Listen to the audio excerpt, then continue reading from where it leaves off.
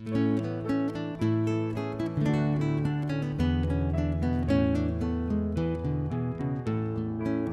professora associada da Escola de Enfermagem da USP, trabalho com pesquisa-ação desde 2001 e o projeto Janelas foi uma dos processos de implementação para aprimorar as práticas da Estratégia Saúde da Família na cidade de São Paulo. Eu também sou consultora técnica da Fundação Maria Cecília Souto Vidigal.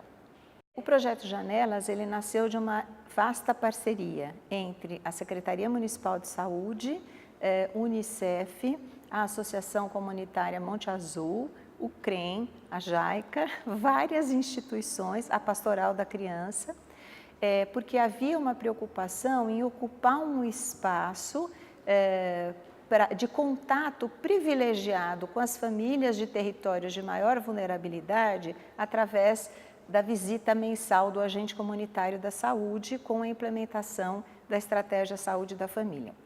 Então, as áreas de maior vulnerabilidade na cidade de São Paulo foram convidadas para pensar numa intervenção específica para a equipe nuclear, a equipe que é composta pelo médico, o enfermeiro, os auxiliares e técnicos de enfermagem e os agentes comunitários de saúde. Então, a ideia foi desenvolver uma tecnologia para ficar com maior potência para ampliar o diálogo com as famílias, para despertar o interesse para incorporar boas práticas de cuidado, dado o conhecimento, né, e as evidências científicas a respeito da importância do período da gestação até os primeiros 3 anos de vida.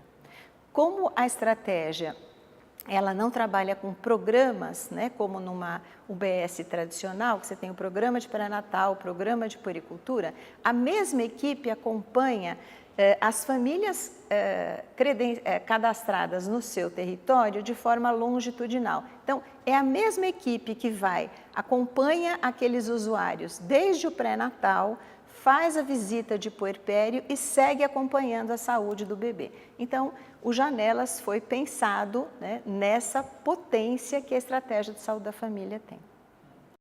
Historicamente, a questão do desenvolvimento sempre esteve presente nos programas oficiais. Desde a década de 70, de 80, a gente sempre teve a preocupação para que a saúde pública monitorasse o crescimento e desenvolvimento infantil.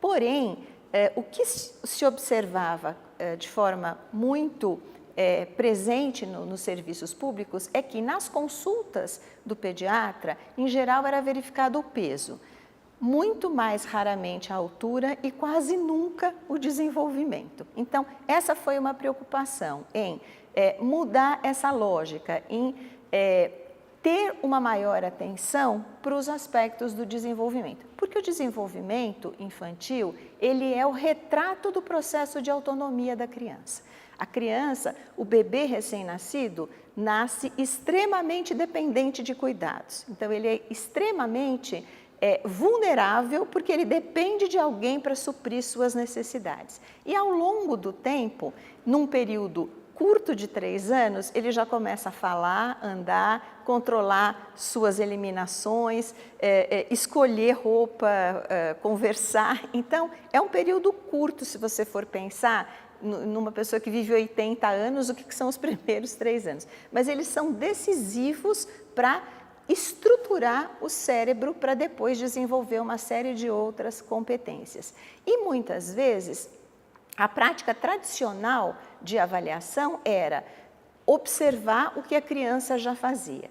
O Janelas partiu de uma outra perspectiva, que era ampliar o diálogo para ver como a família cuida da criança, porque daí a gente vai poder ver se a manifestação das aquisições está dentro daquilo que é esperado ou não. Então, ela tem um foco em olhar para a criança, mas fundamentalmente dialogar com a família o que é mais importante para ela. Então, sai daquela avaliação mais tradicional, perguntando se a criança come de tudo, por exemplo, né? Quando ela tem até os 6 meses, a gente indica só o leite materno. aleitamento materno exclusivo.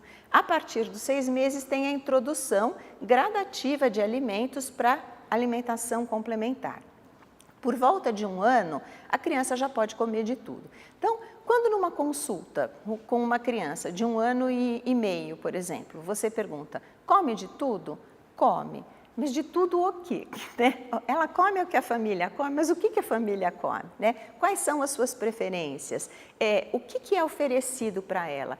Como é oferecida essa refeição? Ela come num prato só para ela? Ela já é estimulada a comer sozinha? Ou você pode comer de tudo tendo uma avó que bate tudo no liquidificador e põe na mamadeira, por exemplo. Isso faz toda a diferença para o processo de autonomia, do desenvolvimento da fala, né? E até do encorajamento da criança para ela se sentir segura para crescer, porque crescer significa sair de uma zona de conforto e aos poucos adquirindo outros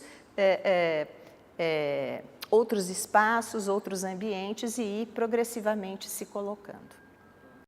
Um dos pilares, né, do Janelas é a relação, o ambiente em que essa criança se desenvolve, não só o ambiente físico, claro que o ambiente físico é muito importante, a gente precisa ter sempre muito cuidado com a prevenção de acidentes, então não é incomum uma criança ter uma queda da cama. Porque aí o cuidador assim, mas ele sempre ficou quietinho. Sim, mas depois que começa a rolar, pode cair, então não pode ficar. Enfim, antecipar as etapas é importante para você prevenir acidentes. A hora que está engatinhando, não pode ter um botão no chão, senão ele vai, pela curiosidade, né, colocar na boca e aí pode ter um acidente. Então, tem uma questão física do ambiente, mas tem também uma questão relacional.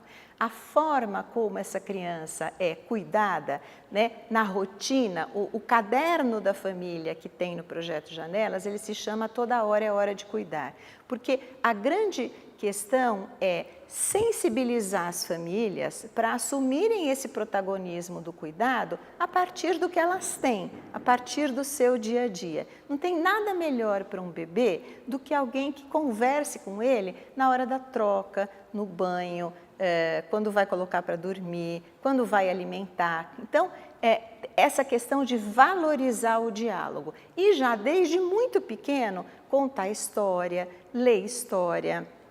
Isso é muito estimulado porque, recentemente, a Fundação Maria Cecília Souto Vidigal, em conjunto com o IBOP, fizeram uma pesquisa e perceberam que a população brasileira não acha que a criança possa aprender nada antes dos 6 meses, né?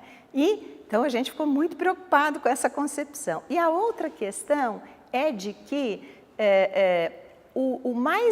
a idade que a criança aprende é só quando ela entra na escola aos 4 anos. Então, a família precisa ser sensibilizada para incluir desde muito antes esse processo de contar história, da criança ter acesso a algum livro. Se é uma família que não tem o costume de ter livros, como é que a gente pode, então, naquele território, encontrar uma biblioteca comunitária para emprestar, ter um processo de brinquedoteca, enfim, trabalhar essa questão da compreensão, da expressão e também estimular para levar em atividades artísticas, em feiras, nos parques, em festivais, né? Em São Paulo a gente tem a viradinha cultural, enfim, chamar atenção para a importância que isso tem para esse pleno desenvolvimento da criança.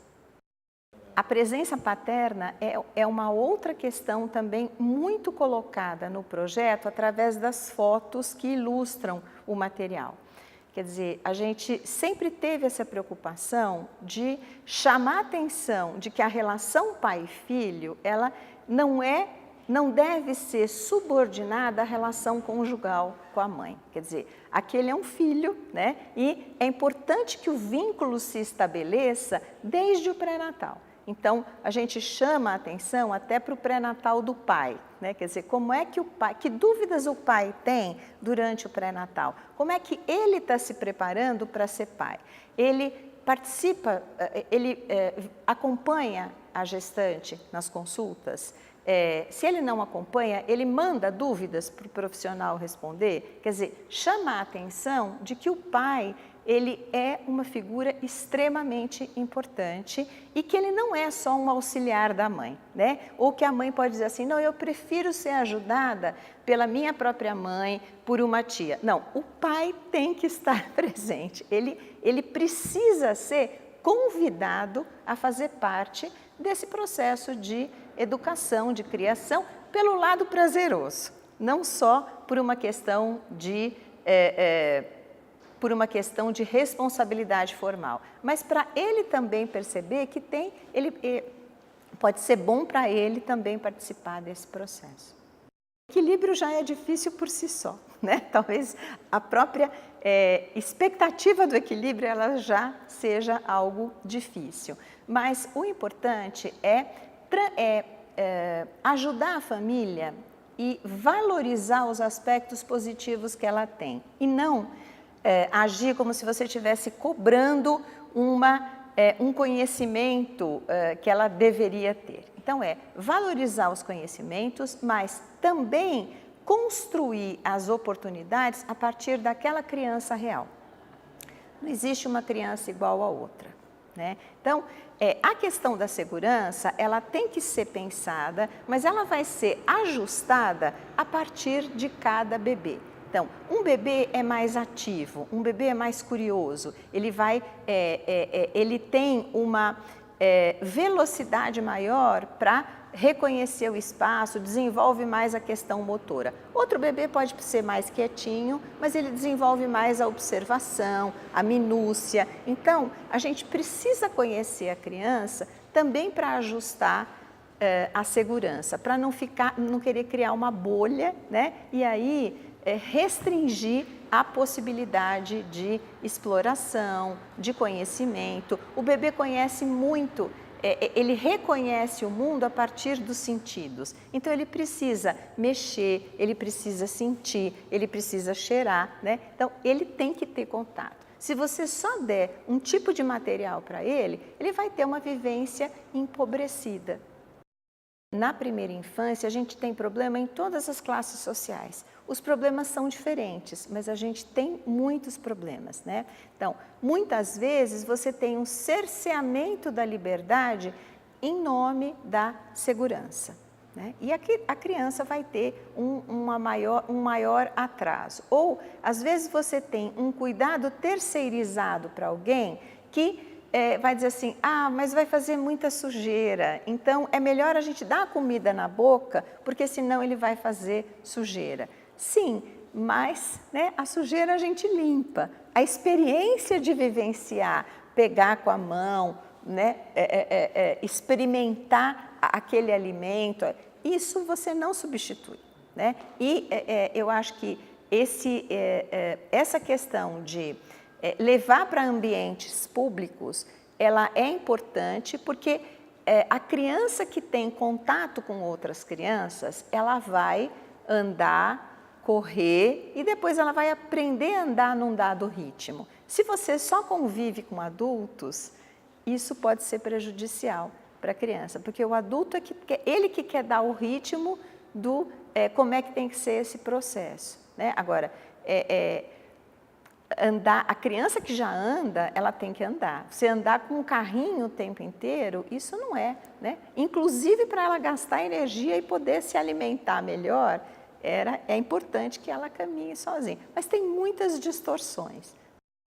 Essa tecnologia do Janelas, ela está mais voltada para a rede pública, onde a gente tem a estratégia e dentro da estratégia a conexão com outros serviços no território, a questão da intersetorialidade, mas ela é de caráter universal. Se a gente usar em qualquer classe social, ela será ela terá uma contribuição, com certeza. O desenvolvimento do papel materno e paterno, ele é prazeroso, mas ele é permeado de angústias, né? E muitas vezes as pessoas não têm a quem recorrer. Então, tem uma idealização de que você vai saber fazer. Então, tem até uma propaganda que diz que quando nasce uma criança, nasce uma mãe. Não é verdade, né? Tudo tem que ser construído, né? E construído com a vivência real. E muitas vezes as pessoas precisam de espaço para poder pensar naquilo que estão fazendo.